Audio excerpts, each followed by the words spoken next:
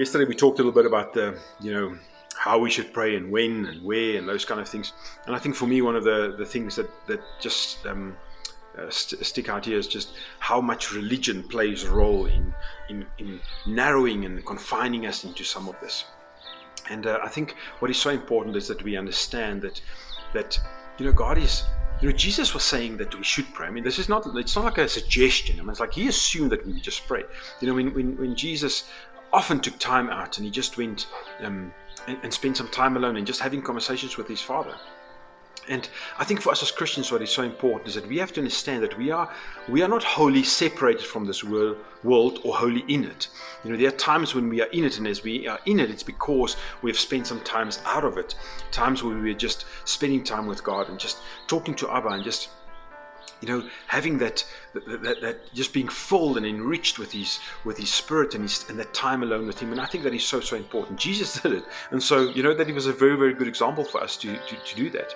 But we have to be so careful to not get caught up in the religious aspect of this, where we would have just there's only certain ways and certain things, and it has to be a box that is ticked, because that would just take away from what is the important part of this and the essence of this, which is just true relationship, is having a conversation. And for me, the freedom that came with breaking that religious bonds and just understanding that I'm a son and I can talk to my dad anytime that I want to, in any way, and that the religious part of this should be moved out of my life.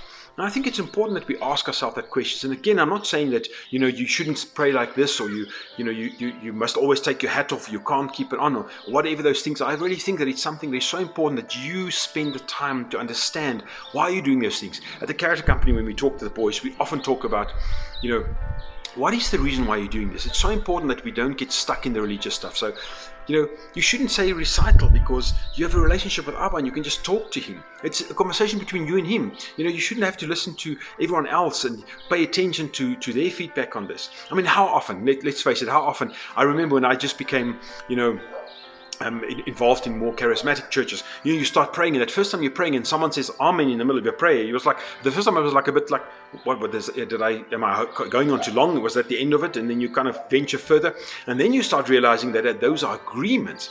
And then how often do you start praying for those agreements? You're like praying until you get an agreement for something, because you feel like that, that's what it should be like. And so I started losing completely the essence of that relationship. I just started getting into that space. And again, that religious part is so dangerous. And so for me, it is really about the relationship. How do I spend the time in a conversation with Abba? If I take my hat off or my hat is on, why am I doing that? Is that based because someone told me so, or is it because I'm doing it out of reverent respect, or whatever? If my eyes are open or closed, what is the reason why I'm doing that? And I think that is so important. So today I'm encouraging you to look at the rituals in your prayer, the religious stuff perhaps, and ask yourself why.